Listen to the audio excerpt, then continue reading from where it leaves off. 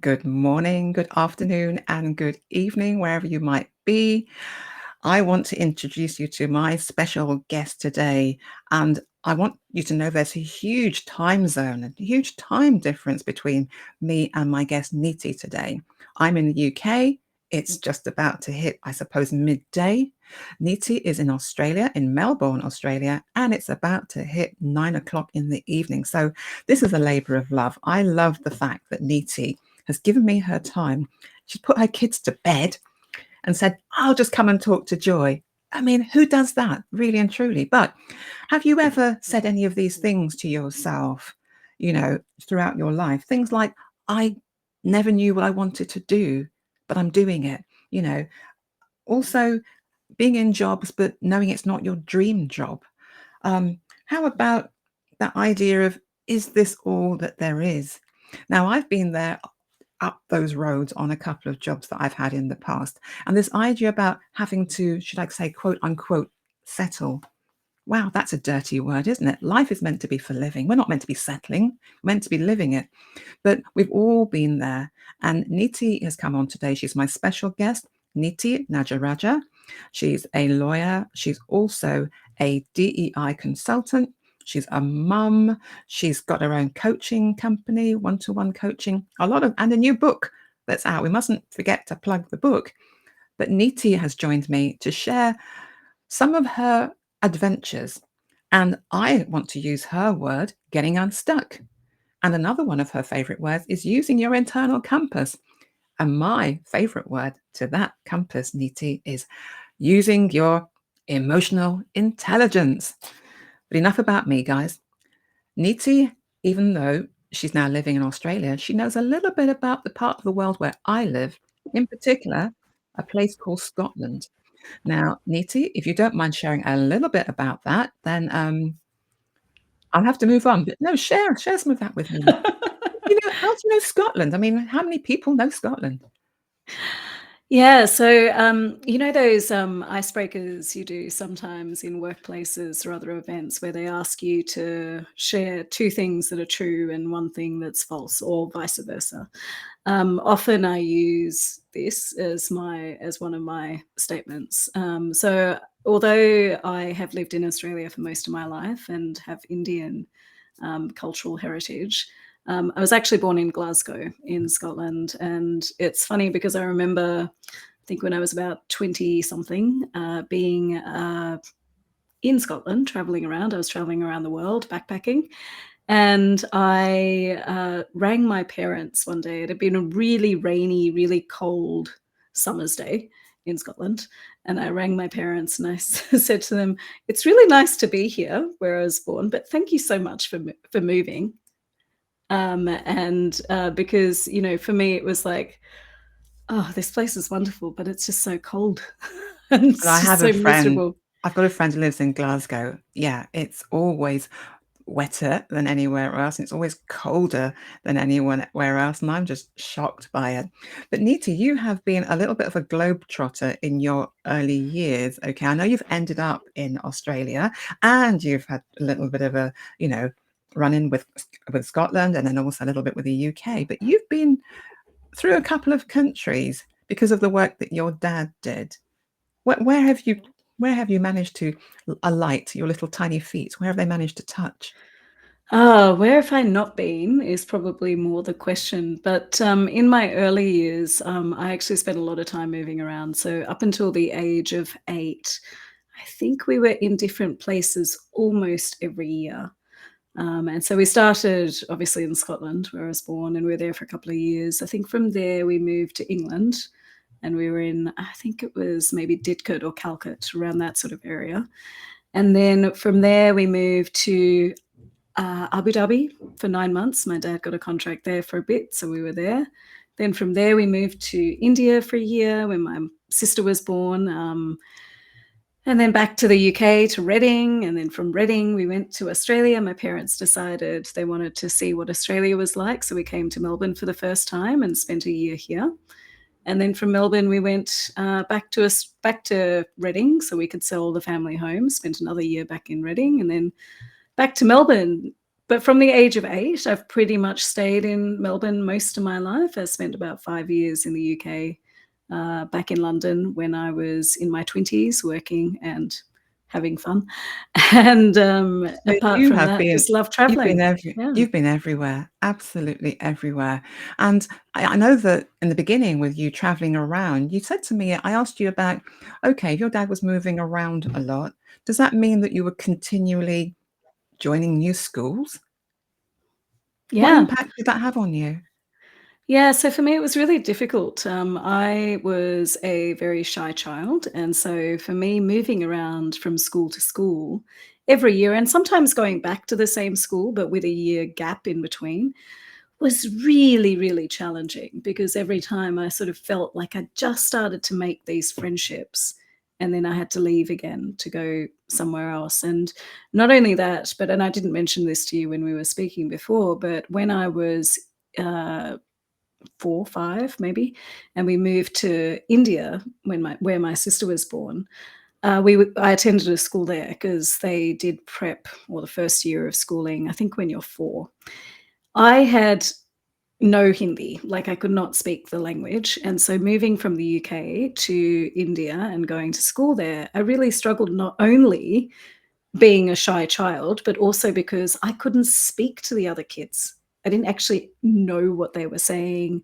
I couldn't communicate with them. And my parents tell me that by the time I left, I had just picked up, like, I'd picked up fluently Hindi, but I had forgotten a lot of my English because I'd been surrounded with Hindi for a year.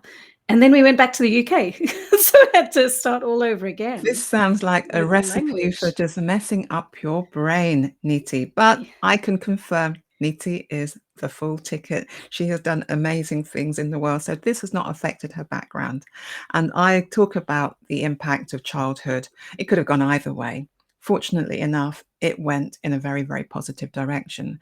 But that kind of frustration of having to almost start again and start again and start again, it may well be something that strengthened you and given you some resilience, Niti. I mean, do you think that Mm. might have reflected itself in your eventual work in the legal profession? I think so, and, like, it's difficult sometimes with events where you have felt uncomfortable and you felt, whatever the feelings might be, and I think for the time for me, it was around loneliness and a little bit of helplessness around not being able to make friends or struggling and then having to start again and so on and so forth.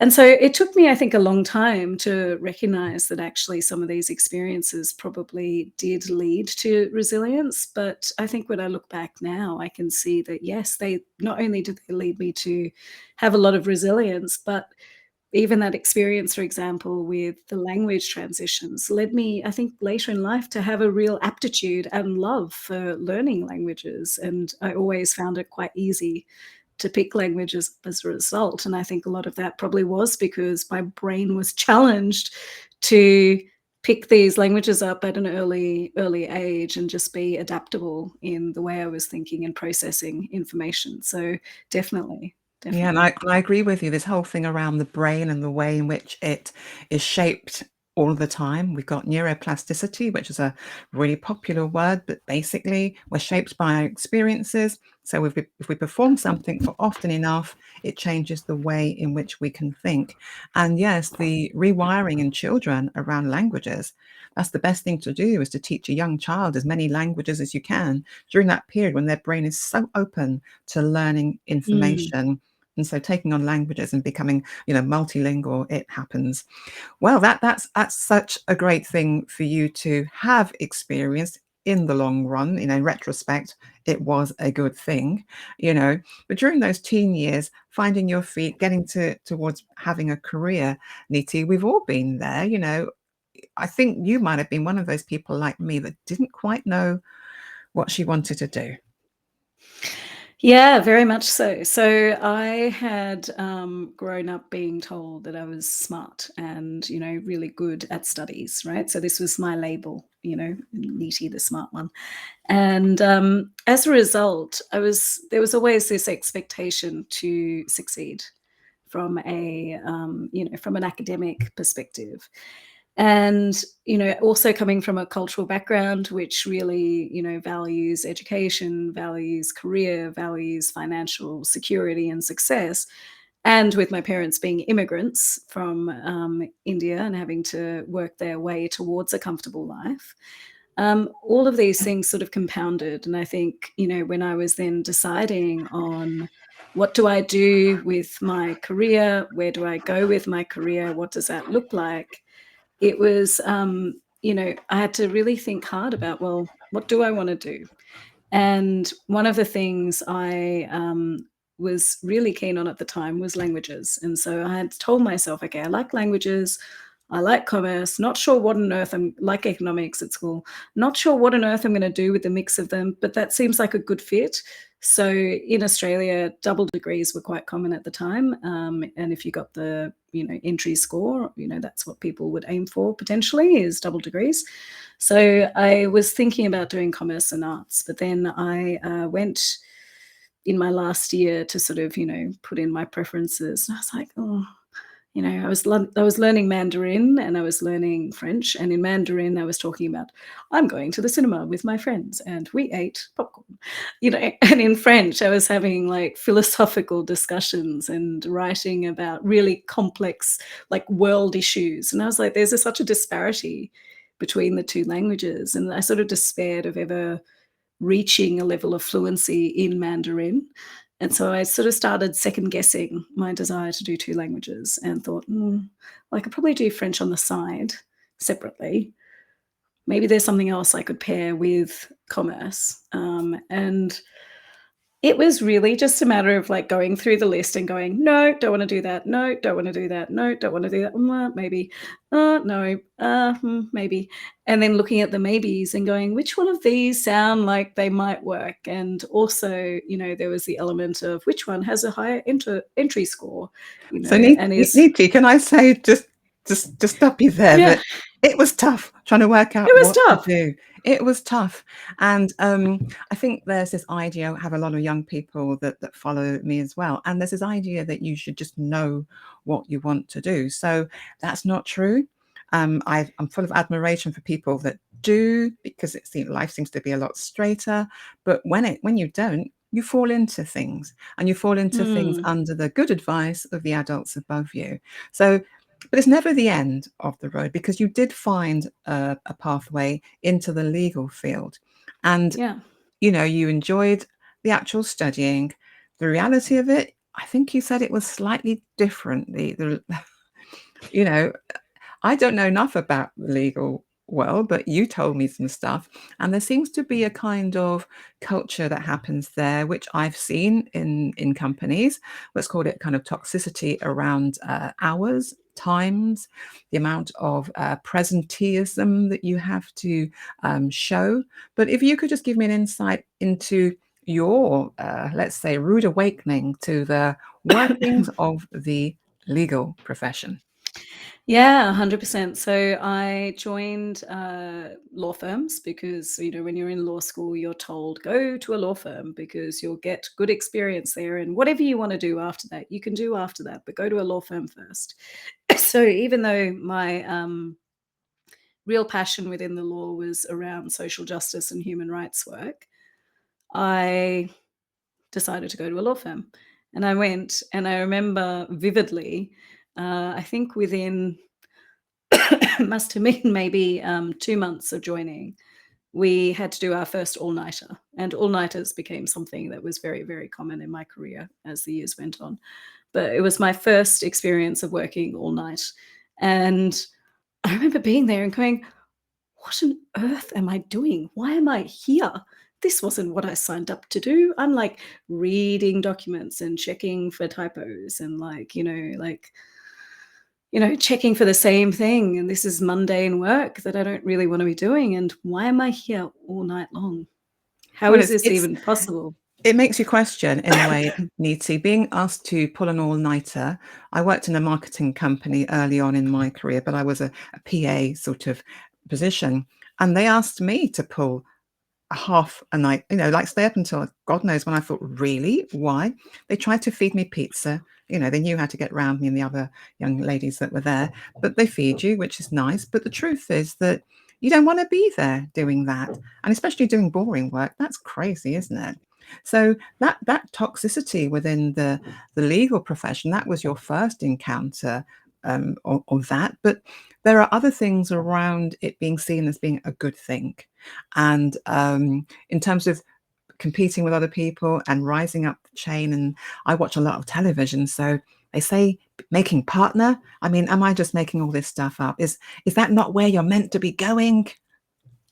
Yeah, and look, and that is, I think and I think it's changing now, but I think back then when I started my career in the law, it was very much the done thing that, you would progress through the firm and you would want to become a partner, because why wouldn't you want to become a partner? And this must be what you want to do. Interestingly, my intake, my year level that started, I think everyone had left by the time we were in our third or fourth year. And so there was no one left from my intake level. But this is also part of the environment. Law firms expect a certain amount of attrition in numbers from the people that they hire at the beginning to who's left in a few years' time. But yeah, it was, there is this very much a ladder that you're supposed to climb in a law firm, and you move up the ranks. You move from a junior to a associate, and then to a senior associate, and then up one level to maybe special counsel or maybe partner, depending on where you are. So yeah, there's a very structured path to the top. Not something I Mm. ever wanted. I knew within that first experience I had taught me this isn't the place for me. I did stay for a lot longer than I probably should have, but life gets in the way sometimes and things happen, and you stay at places for reasons other than loving what you're doing. Of course, and this big thing about not loving what you do. I mean, okay, within every job, there's going to be routine, boring, mundane things that you have to do. But I mean, emotional intelligence is a huge word. You know, this is around noticing your feelings, labeling them, knowing what to do with them, knowing how to motivate yourself, going out there in the world and interacting with people, perhaps doing a little bit of mind reading. What are they doing? Empathy. But the main person that we should be leveling all of those skills at is us. So going inside and doing that self introspection, what am I feeling? Why am I feeling this way? What is this emptiness inside of me that always comes up? Why do I feel depressed? For me at work, it was a sense of depression, and then obviously linked with a bit of anxiety. But I felt that depression for me was a signal that joy, nudging me, like nudge, nudge, nudge. You're just not doing what you like. And I didn't know. I was fresh to the world of working. You just think, oh, that's just the way it's meant to be. And in between that voice telling me it's just the way it's meant to be, there was an even larger voice saying, but Joy, this is really making you unhappy. So that interplay for me just resulted in depression, and I had to move towards something that I loved fairly quickly, and it happened in my 30s.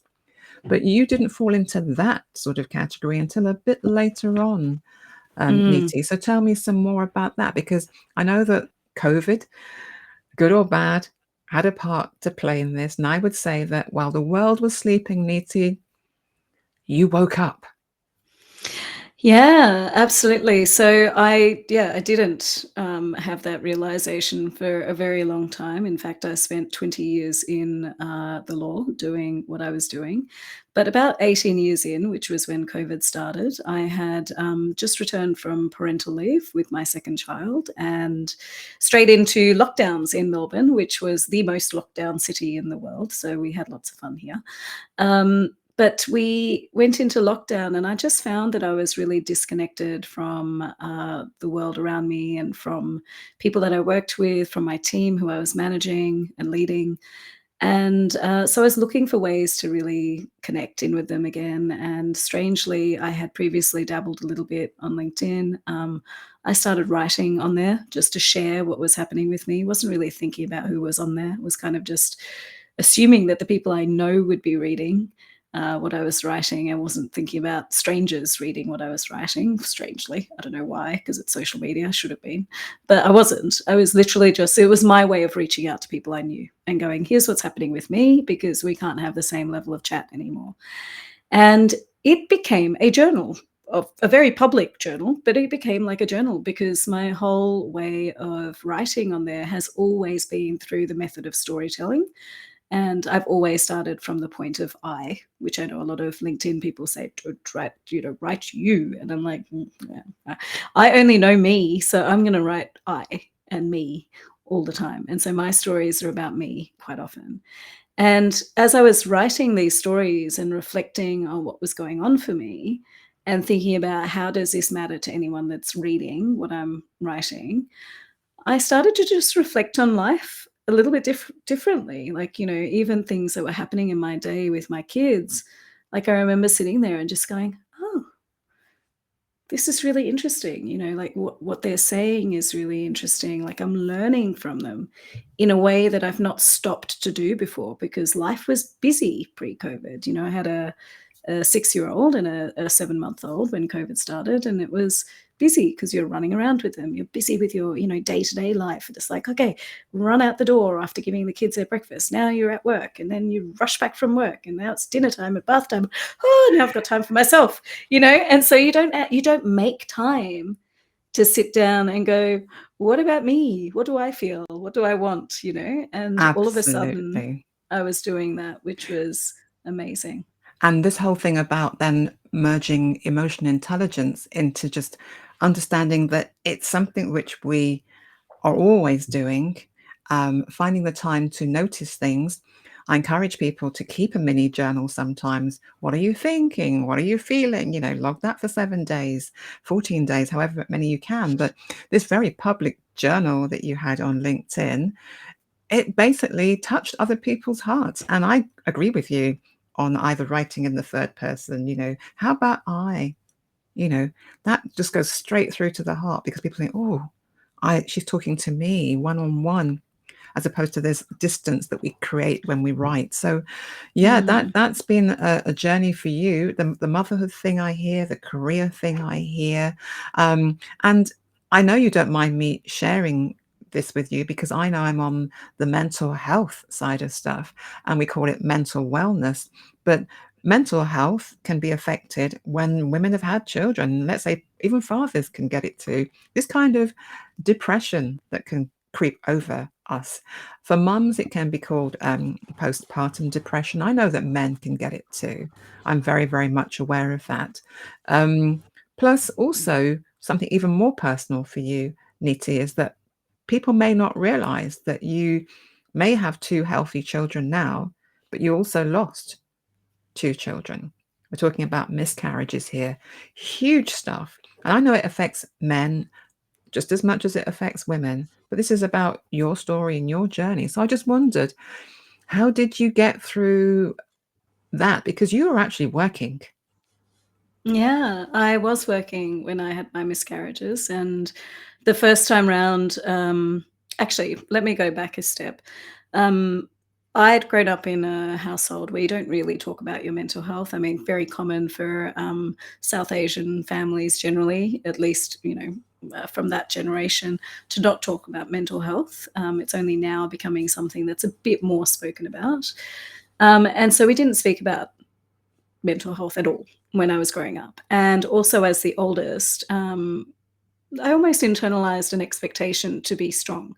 And for me, strong meant hiding everything within and not really sharing that with the world.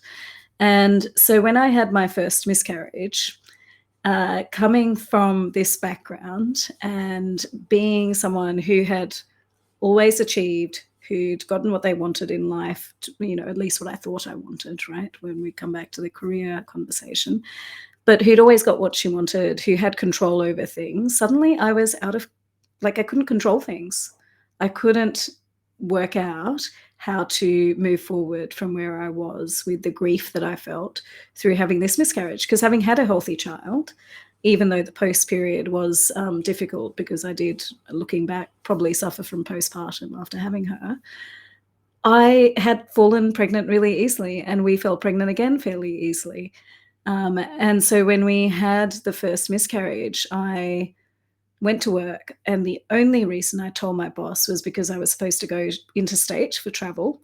And so I went in, had rehearsed what I was going to say to him and go, "This is what I'm going to say. And you will not cry." Like, this was my mandate to myself in my head. Do not cry when you walk in the room. Just tell it as it is. You can't go interstate, and that's it, right? And so I walked in, and within like for the first 3 words, I think after that, I was a mess, and I was already really, like I was emotional, and I started to tear up.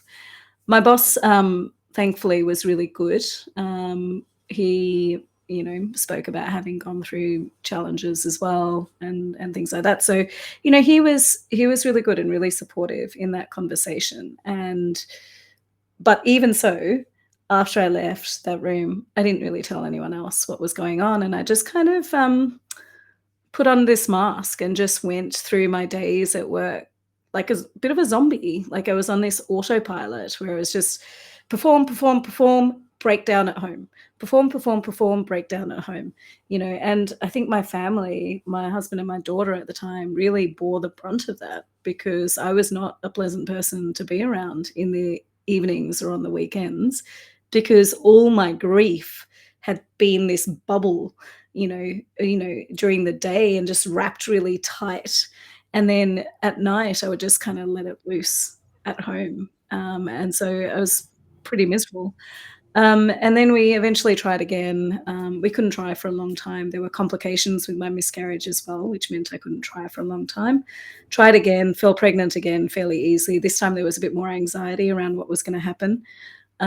Things were looking okay initially, and then we had a miscarriage again. And again, I did the same thing. I traveled to South Korea 2 days after I'd had the miscarriage and the DNC to remove, the baby. And yeah, I was traveling, and I remember being on this plane trip overseas and being so emotional watching these movies. And they tell you that when you watch movies on a plane, you get more emotional than normal. But my emotions were like times 100 because everything was triggering for me. But it was this kind of like, I'm going to be emotional in my, what I consider to be my safe space of my seat by myself because I was traveling with work. So I had a business class seat at the time. So I'm going to just, I'm in my like comfortable place here.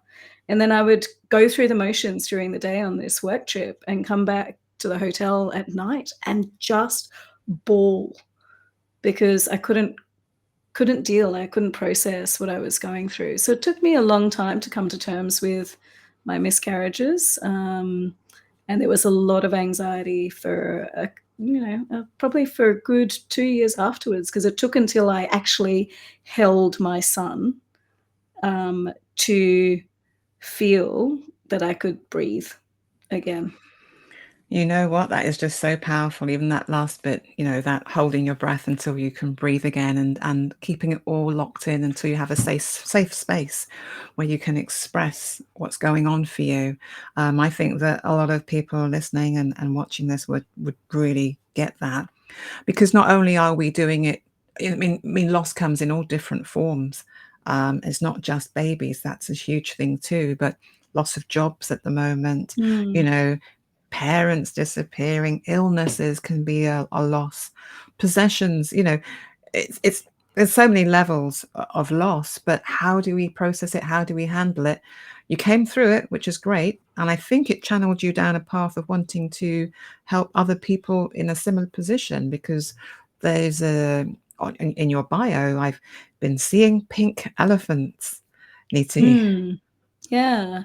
I during COVID, when I did start sharing quite a bit on LinkedIn, there was a day I'd written this story in my head. Like, I'd known from the point I had my miscarriages that there was a real problem in the fact that we remain so silent about something that so many people experience.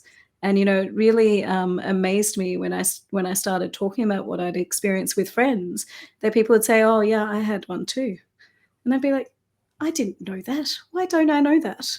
You know, And it's only a conversation that arises in that moment. And so I knew I wanted to talk about it at some point in time, but every time I got close, like in my workplace, I was like, there's a mental health thing, and oh, I'll talk about it then. And I would get close and I go, no, I can't do it. Can't do it. Keep it close. Can't share it just yet. It was still too raw. And during COVID, when I was writing on LinkedIn, I eventually got to the point of going, do you know what? Just write it. Write it, write it, write it. When I just literally sat down, it just wrote itself. Like, it didn't take long because I'd been saying it out loud in the shower. Like, I knew what I wanted to say. It was just a matter of saying it. And so I wrote it.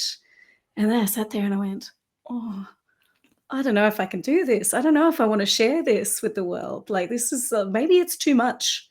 Maybe it's just too much and people will judge me for sharing it. And what will they think? And what will they say? Is it too much? And I kept pacing and I walked up and got up and came back and went, oh, no, still can't do it. Walk away, come back. And eventually I went, oh, just do it, and just pressed enter. And it I went, know about hitting that link button on things that you're talking about, which feels so personal, and you can feel your yeah, finger almost like, quivering like yeah, over the key, and then when you've hit the key, you think, "Oh my God, what have I done? take It's it too late. back. Can I get it back?"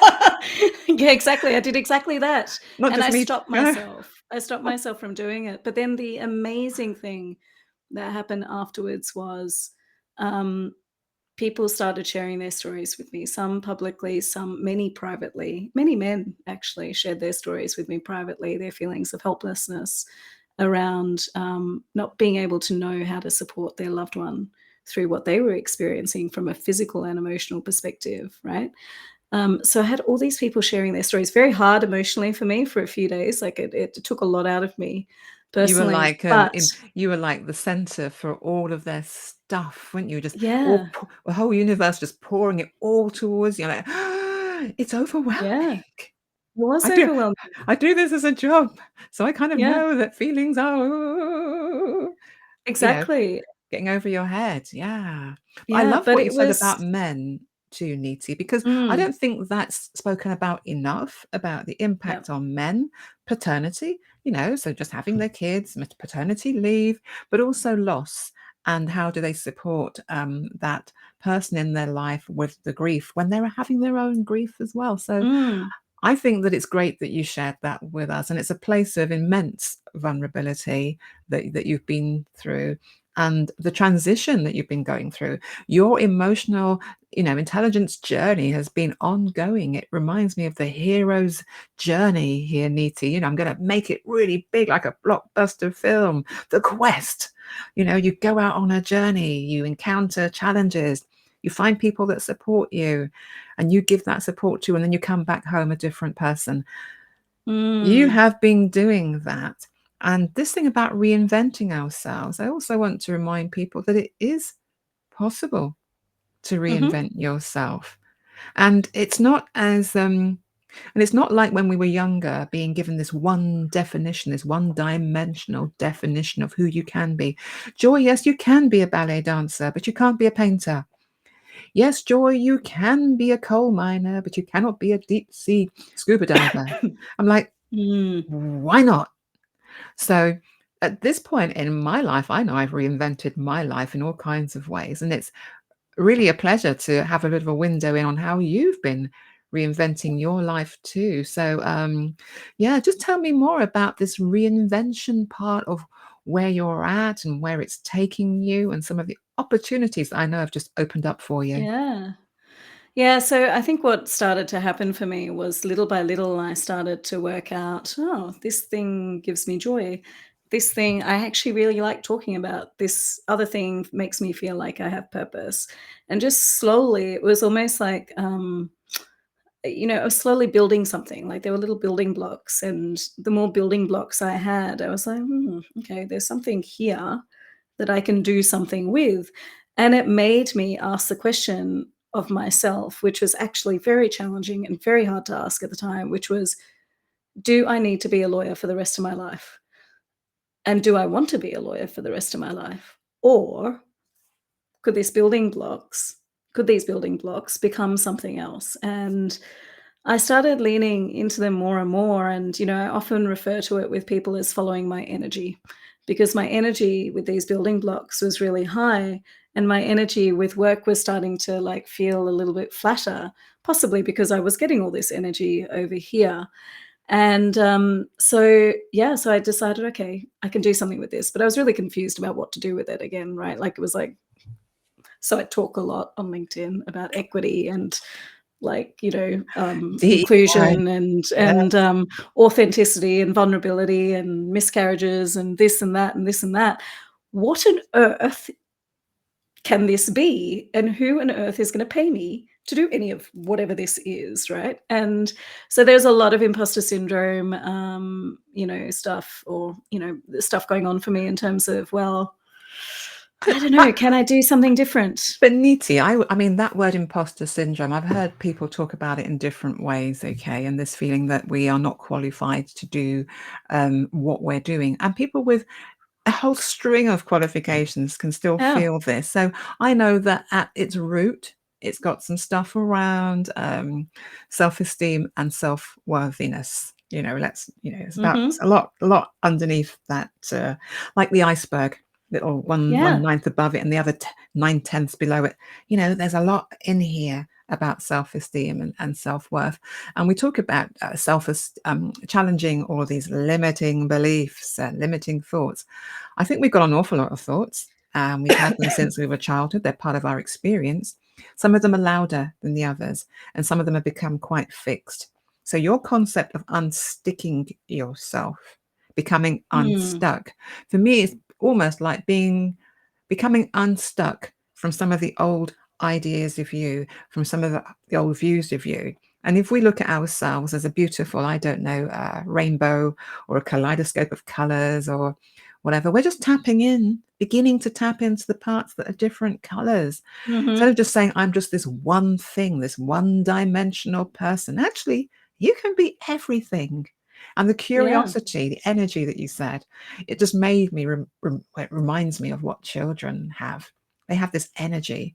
And when you have children and you're watching them and their energy, you know what life is meant to look like. They're showing you. Yeah, So, so, absolutely. so you were learning things from your children about energy and following it and being happy, being unhappy. Children are generally only unhappy when they're not doing the things that they like. There, that is it. 100%. That Yeah. is it. So your children became, I think, like invisible, like beacons and invisible, like markers of this is how life is meant to be, mummy. Why don't you try some of it, mummy? So tell me about how you've managed to merge all the bits together, because I know that you've been out there doing one-to-one coaching. You've had an invite to write a book, a chapter in a book, and you've done that. So just tell me more about some of the places that your curiosity is taking you to. And this whole idea about you being open and aware. Emotional intelligence is about self awareness, looking at your feelings. We're emotional creatures, following that energy. It's been like, as I said, opening your eyes. COVID meant that while everyone was sleeping, you managed to open your eyes in different ways. But it's an exciting Mm. journey. Yeah, it is. One of the things I often say now is something I've made up myself, but it's that your past experience is not a measure of your future potential. And for me, this is what I've learnt through this journey and through exploring these other things that I'm really passionate about. Just because my previous experience has been as a lawyer does not mean that that is a measure of what my potential can be. And that's kind of the mantra with which I now approach things. And so if someone puts something in front of me which feels a bit foreign and unusual, if there's a part of me that's going, well, this seems interesting, then I generally pursue it and I go, okay, do you know what? Let's see. Let's see what comes of it. If it's not for me, I'll work out that it's not for me and then I can pull back from it. But if it is for me, then hey, great. Who knows? Let's see where it goes. And so with doing this, I mean, yes, I've got the coaching now, which is fantastic. I've already changed my niche in the 9 months that I was doing it, because I realized, huh, that's not really working. Let's try something different. And the DEI consulting is just really starting now. But I've been doing a lot of facilitation work. I've started talking about things like storytelling. Don't have a background in storytelling or anything like that, but it was, do you know what? There was demand for it. And so I'm like, okay, we'll talk about storytelling and DEI and communication and whatever else comes onto my table. And And it's I'm going to it's step in here awesome. and say, Niti, because you know how egotistical I am, but you are following your joy. I Yeah. mean, without even having joy as a second name or anything else, that's exactly what you're doing. Mm, The curiosity and the joy are taking you to places. And this, on a bigger scale, of course, people listening and people watching are thinking, I would love to do that for myself. But there's always this thing around sustainability and the financial security. Of course, they are huge issues for everyone, balancing that up. But I think you've managed to create some kind of a hybrid way of working, which is like falling back on your past experiences, mm. huge, legal, you've got all that stuff going on, and merging it with something quite exciting and fresh that's happening in front of you. In fact, as you step out, it reminds me of the Raiders of the Lost Ark film when he crossed the bridge and he couldn't see it. And he threw some sand onto it and then he could see it. But every step you take, you're almost creating the next pathway for where you're heading. And you cannot see it, which is what makes it so scary. We cannot see it, yet you have the courage to step out on that walkway. So Yeah. yeah, that is just incredible. But tell me about the hybrid kind of way in which you're Yeah. working right now. Yeah. Absolutely. So financial security was a big thing and is a big thing for me. I mean, I've got a mortgage, we've got rising interest rates, I've got two children. And, yeah, I used to earn a lot of money as a lawyer, to be honest. And so going from that to going to something completely different, quite honestly, if I had to leave the law behind completely and start from scratch in my own business, I don't know if I would have made the decision that I made to start my own business, because it would have been too scary and too giant a leap. It would have felt like going off a cliff and having no secure landing, right? And so for me, that was a big part of my consideration when I was thinking about what do I do, was how do I create a little bit of stability in my life, but also have enough flexibility to be able to explore the things I'm really passionate about and increase the amount of joy I have in my life, right? But still be comfortable. And so I ended up doing, and what I am doing at the moment is doing some freelance legal work in house, which is what I was doing before, a few days a week, maybe not every month of the year, but I'll do short stints of it. Then I might leave it for a bit and go off and explore the other stuff. But I do it for 3 days a week. So I've still got space and time with which to explore everything else that I want to do. And the great thing about this, and this is a big thing I would say to anyone out there who's listening and thinking about doing something different, but really concerned about financial security, the great thing about doing it this way is that I've got that stable base. And so it allows me to have fun with this stuff I really want to pursue. Like, it's not stressful then, like exploring this area, because I'm not like, oh my God, everything I do, I have to make it be financially amazing, right? I can go, okay, do you know what? I can experiment with things. I can try some things out. "Oh, I didn't like that so much, or that didn't work out that well." Whatever. I can And scrap and that, and try I something else. and Niti, I think that perhaps, as entrepreneurs, business owners, we should be a bit more honest with people who are considering entering the world of business, basically. They want to become a business owner and entrepreneur because there's so much misinformation about really just diving in head first, burning your bridges, like one of those blockbuster movies where they set something alight and they just walk away from it. Like, hang on, I'm risk averse. Hey, I'm like, you know, I've got a certain amount of like comfort that I need. So if you can find a way into creating the change that you want by also, you know, getting an income from whatever source you did previously, and then, as you said, giving yourself the space and and the grace and the excitement, the curiosity to, walk towards your new pathway. Find your own balance. Find your own balance. Because I think it's a bit Mm. reckless, some of the stuff that I read. I get really quite annoyed by it. But I get some of the thinking between, burn your bridges, Joy, and then you'll have no way of going back. They're right there. They're right there. There is no way of going back. But I'm like, my God, am I going to sink or swim? So I think that I would fall on the side of caution because I'm a very cautious Mm. person. I'm always thinking about my emotional health, my mental health. I'm always using my emotional intelligence to work out what I'm feeling. And if that doesn't feel so great, then I think you should find another, modify your thoughts, have another thought that makes you feel comfortable. It makes you go, yeah, I can do that. I work 2 days a week. Oh, I work 3 days a week. I work 1 day a week. And how does that feel? That feels good. You know, Mm. that's the way to I think to make the transition, because being in business life, it's kind of up and down. We know the income can Mhm. be up and down. Mhm. Things go right, things go wrong. We have to wear so many hats, cook, the cleaner, the bottle washer, beyond being a mum sometimes. So, there's lots of things that are happening. So finding a pathway into entrepreneurship, business ownership, however you like to call it, you do have to find your own way. So I love the fact that we're just being honest and upfront about that whole process.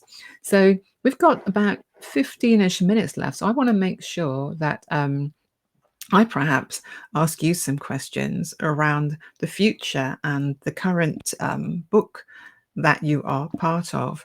Because again, this is like something you've never done before, never thought about. But guess what? You're doing it.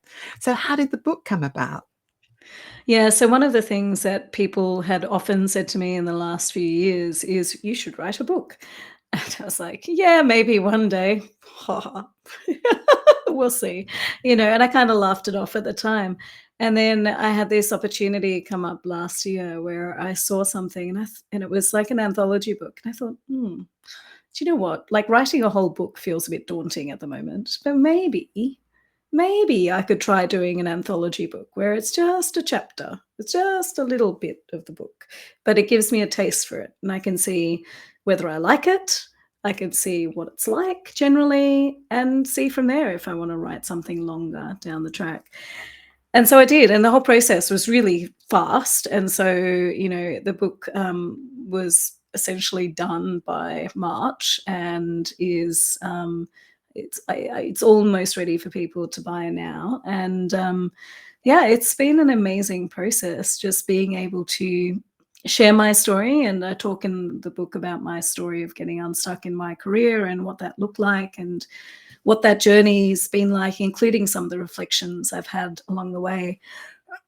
And I give some, tips in there around how people can start the process of getting unstuck from their careers if they are feeling disillusioned in them.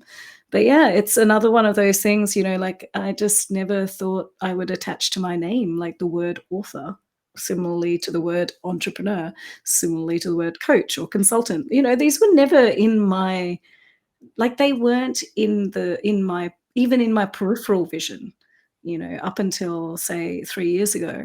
And so much has changed in that time, and I think a lot of it has really come from a much deeper understanding of who I am and a much deeper connection with, actually, do you know what? I've got some stuff to give the world, and I'm gonna give it. I'm gonna make sure that, when I look back at my life, I can say, "I did what I wanted to do, and it was fun." And, Exactly. you know, And it's and I think important. that when you do have, children, or you have people around you that you can influence younger, it could be younger, cousins, it could be, nephews, nieces, it could be anyone, but you have a responsibility because you've become a role model. You've become a role model for your children. So that weight of wanting to show them a pathway, especially as a woman, show that women can do this, you know. Mm. You've become that role model for them, but you realizing that there's more to you. You're not this word, what is it, monolithic? You're not just one thing. Mm. There's so many dimensions to you. So I call it being a diamond, Niti, because a diamond has got all those beautiful little, facets all around it. And I just love it. And it shines and it gleams. I think I love diamonds. I should buy more of them, shouldn't I, Niti? But anyway, We'll talk about that. But you are becoming a diamond who can be everything and anything. And I think what happens during our, early years is that children start out that way. They're a dancer one day, then they're a fire Mm. engine driver, and then they're a doctor the next. Then they're a gardener the next. They're a veterinarian the next. You know, children, we just let them be. And at some point, as we grow up, and it's probably, I mean, it's our parents' way, I suppose, of preparing us and society's way of preparing us to be self-sufficient, but we have to pick one thing. Picking one Mm. thing. I mean, I think that's where it all went wrong for me. How can I pick one thing? I'm only 15. What do I know about the world? And you're telling me to pick one thing. And then we fall into that pathway and we are literally stuck because we only know one thing and we're not sure how to then get off that sometimes, off that treadmill, because we're now out there earning. We may have taken on board extra responsibilities, even we've had kids or whatever, and we can't get off that treadmill. So we resign ourselves. There's this resignation to that's just the Mm. way it is. So some of those phrases that come round, that's just the way it is. People are not supposed to enjoy their jobs, are they? Like, really? I'm like, wow. To me, that's a recipe for disaster and mental health problems and depression, anything else you can think about it. So I want to encourage people to uh, use their emotional intelligence as a compass. So I've combined my thoughts with Niti's thoughts because Niti loves compasses. I love emotional intelligence. They're all the same thing. Find your way in the world. But what made you come up with the imagery of the compass? Because that's did you Yeah. did you read that book? No, there's lots of books out there, but No, I didn't. But for me, it was really, I think quite often we look for answers in the external world. So we are unhappy at work. So we go, oh, I'll get another job. That's the answer. Or we're unhappy. So we go to someone else and we say, give me some advice. Or we go to a career counselor. Tell me what to do. Right. Off and people sometimes come to me with these things. They'll approach me for coaching and then I'll find, them going, "Tell me about your story. What did you do? How did you do this?" And I'm like, "Hang on. Let's go back a step. This is not about my story. This is about you, right? And what is holding you back from pursuing happiness, from pursuing fulfillment? Why are you stuck? What is keeping you stuck?" And so I think, that for me is really important. And I think it comes back to this idea of we all have the answers within us. But all too often, we don't direct our attention inwards. We direct our attention outwards. And when we can really go inside and create the time, that's really important. We need to create time to reflect and really think about what is holding us back. Why am I stuck? What is keeping me stuck? What am I afraid of? Some of these really deep, confronting questions, because they're confronting. People who say, I have discovered, people who say, do you know what? You don't need to be you don't need to be happy at work. It's just a job. Often that's a defense mechanism. Like it's a defense mechanism because we all want to be happy. Who doesn't want to be happy doing what you do for X number of hours a week? But we create these defense mechanisms to say, it's okay. I don't need to be happy at work because that's just it. No one needs to be happy at work, right? So it's a defense mechanism. So looking inside and following that compass that we all have and finding it to begin with, I think is really the answer to getting unstuck.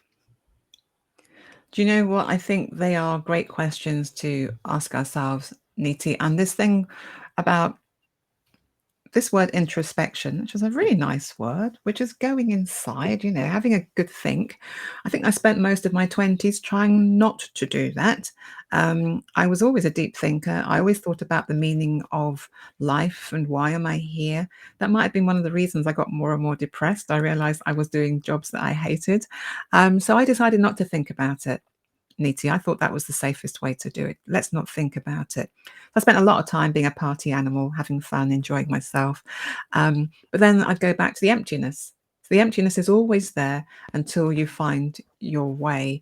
So yeah, and not doing the work on yourself, not sitting down and giving yourself a couple of minutes just to think about, am I happy? What could make me happier? Or am I content? What could make me more content? Because people, I mean, happiness is overrated in terms of a word. You've picked the word that you like.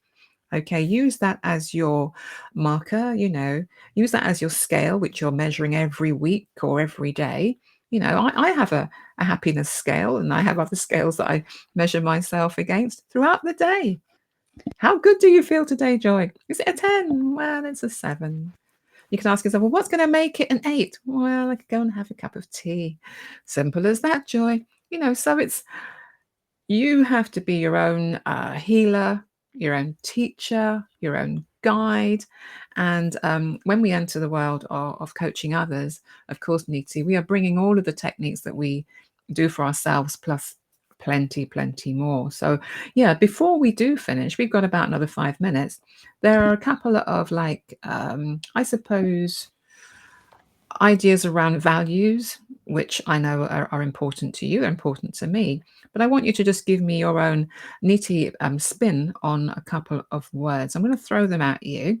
Okay, I'm going to make sure that I've got your link showing up as well, so people can connect with you. You can connect with Niti on LinkedIn. This is where her profile is. This is where she does an awful lot of her connection. You can find out more about her from there, or ask me. I'll tell you where she is. But values. What does the word perseverance mean to you, Niti? Yeah, so perseverance to me means continuous forward momentum. But importantly, with perseverance, one of the things I really believe is that you need to have mindful perseverance, right? So it's persevering things that you actually want to pursue, being mindful about what are your goals, what are you actually moving towards, and is it what you want, or is it what someone else tells you you should want? I think that's important. But yeah, perseverance is forward momentum to me. Good answer. I couldn't have said that better myself, so I won't say any more. Right, the word responsibility. What does that mean to you, Yeah. Niti? Big Oh God. word. So yeah, so it's a big word. And when you say responsibility to me, the first thing I go is, oh, it's heavy, right? Responsibility is heavy. But, I think responsibility can be heavy, but I think it's about looking at it and going, well, hang on, how can I turn this into something that gives me purpose? So if I think about, say, family as an example, like that is a responsibility. You have a responsibility to your family. However, what are the great things that come with that? How does your family give you purpose? How does your family give you joy? So it's taking what can otherwise feel like a load and a burden and making something a lot lighter. Another good answer, Niti. You're doing very well here. 3 more to go. Right. How do you feel about the word gratitude? Oh, I love the word gratitude. During COVID, me and my daughter started doing this thing where I would ask her on the way to school and the way back from school what she was grateful for. And it was such a brilliant way, not only for her to reconnect with her joy, but for me to reconnect with my own joy, right? And for me to think about actually what's happened during my day and be a bit mindful about what had happened during my day. And I think it's beautiful. It's a lovely way to bookend your day if you can. I don't do it every day. Like I won't lie and say that I do it every day, but I think it's beautiful when you can bring it into your life more and more. Great. And it's not something which is, undoable. Gratitude is just saying thank you for anything. Could be just saying thank you for the fresh air that I'm breathing today or the sunshine on my skin. It's nothing huge. Right. I'm going to skip over the other word that I have. I'm going to go to my last word, which is vulnerability. Is this really your superpower, Niti? Yeah, 100%. It wasn't for many years. I ran from my vulnerability. I thought it was an awful thing that I could never do or be until I was basically on the verge of a breakdown after my second miscarriage, and someone pointed out to me that I wasn't like there was something off. And asked me if I was okay. And I had this sliding doors moment of going, Do I share or do I not share? Like, it was split second, but in that moment, I went, "Do you know what? No, no, I'm gonna share, because if I don't share, I'm gonna break apart." And I use this metaphor of it almost feeling like there was a dam and, like, the walls of the dam were gonna burst open if I didn't allow the water to flow, right? And so I had to allow myself to share in that moment, and what I realized was, after I left that conversation, I was like, "I feel so light." And I feel like I've just taken 10 steps towards healing from something huge. And I'd always run from this. Why did I run from this? And that was really the start of my love affair with vulnerability. Oh, wow. A love affair with vulnerability. You know what, Niti? We have come to the end of our time together, and I've just had a blast talking to you because there's so much more that we could share. There's loads of stuff. We've been really real and very honest with people, and some very personal things that you shared with me, which I think anyone listening or watching will identify with on just so many levels. So I want to thank you so much, Niti, for joining me today. And please connect with Niti. She's on LinkedIn. You can find her there. If you can't find her, connect with me. I'll point you in the right direction. But she's an amazing woman. I've learned a lot through talking to her, and I might even get a couple of legal pointers from her because she's the legal queen as well. Only part time in now, but in between her other jobs. And she's a real proponent, a real someone who pushes diversity, equity, and inclusion. Not just because we're both brown, we're both black. No, it's not just a color thing. It's an everything. Disability, gender, you name it. We're just covering all the bases here. Are people being treated fairly? Why are they not being treated fairly? And I think if we begin to ask ourselves those questions, we'll get our own answers and we'll do better. And you're going to you are a great leader, you know, because you're going to make one, but you're going to have more people working for you, which will make you greater. So you're a good leader. You told me about leadership and how important that is to you. We'll have to come back and talk about that again. But thank you so much, Niti, for joining me. It's been great. And please come back and talk to us again. Thank you. Thank you for having me, Joy. It's been My delightful. My pleasure. And make sure I just run your banner so people can see that. Again, connect with Niti on LinkedIn. This is the easiest way to get to her and catch up with you all very, very soon. Thank you very much. Okay, bye, guys.